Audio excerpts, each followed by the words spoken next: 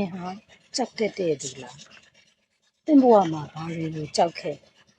သင်ကြောက်နေခဲ့တာတွေကရောမှန်ရဲ့လား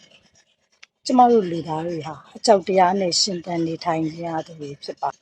ပြောရရင်လူတွေဟာရေစရာလေးကောင်းပါတကယ်ကြောက်ရမယ့်အရာတွေကျမတို့မကြောက်တတ်ကြတာကအများပါတယ်မကြောက်တဲ့အရာတွေကိုတော့ကျမတို့ဟာရှာကြံပြီးတော့ကြောက်နေကြတာပါမြတ်ဗုဒ္ဓကဆုံးမခဲ့ပါလို့မကောင်းမှုပြုရမှာကိုကြောက်ပါဒါပေမဲ့ကျမတို့ကတော့မကြောက်ကြပါဘူးနေ့စဉ်နဲ့ပြကျမတို့ဘာတွေကိုကြောက်နေကြလဲမကျန်းမမာဖြစ်မှာကိုကြောက်ကြတယ်ဒါပေမဲ့ကျန်းမာအောင်ဘယ်လိုနေထိုင်စားသောက်ရမယ်ဆိုတာကိုတော့မလိုက်နာနိုင်ကြပါဘူးပြီးတော့စီးပွားပြတ်မှာကိုကျမတို့ကြောက်ကြတယ်ငကူအခြေအနေလေးပျက်စီးသွားမှာကိုကျမတို့ကြောက်ကြတယ်ကိုလက်တွဲပေါ်တွေကတစ္ဆာဖောက်ပြတ်သွားမှာကိုလည်းကျမတို့ကြောက်ကြတယ်ကိုယ့်ကိုသူများတွေအထင်လွဲမှာကိုလည်းကြောက်ကြတယ်အထင်မြင်သေးမှာကိုလည်းကြောက်တတ်ကြသေးတာနော်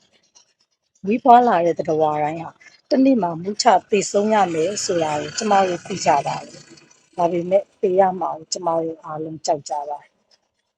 ကိုသေရမှာကိုလည်းမဟုတ်ပါဘူးကိုနှစ်ပြေးကချစ်ရသူတွေသေဆုံးသွားရမှာထွက်ခွာသွားကြမှာကိုလည်းကျမတို့ကြောက်ကြပါတယ်ကဲကြောက်နေုံနဲ့ဒီຢာတွေကနေကျမတို့လွတ်မြောက်ရောတာကျမတို့ကြောက်မကြောက်လောကဓမ္မတွေကတော့ဖြစ်ပြနေမှာပါပဲလောကရန်ဆိုတာရှောင်လွဲလို့မှမရတာလေ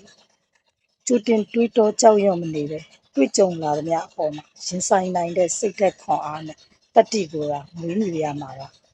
ဒါကြောင့်မဖြစ်သေးတာတွေကိုကြိုတွေးပြီးမကြောက်ပါနဲ့ဖြစ်လာရင်ကြံ့ကြံ့ခံနိုင်ဖို့ပဲပြင်ဆင်ထားလိုက်ပါအားလုံးကြောက်ရွံ့ခြင်းမှကင်းဝေးကြပါစေရှင်ကျေးဇူးတင်ပါတယ်